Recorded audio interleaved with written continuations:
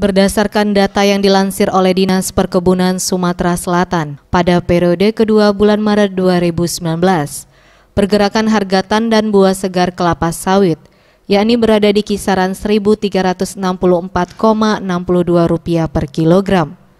Harga ini mengalami penurunan jika dibandingkan dengan pergerakan harga pada periode pertama Maret 2019, yang sempat berada di angka Rp1.403,99 per kilogram.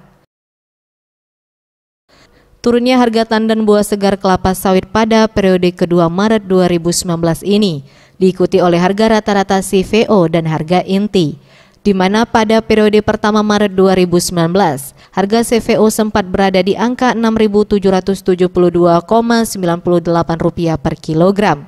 Saat ini turun hingga ke angka Rp6.577,48 per kilogram. Sementara untuk harga inti yang pada periode pertama Maret 2019 sempat berada di angka Rp4.001,20 per kilogram.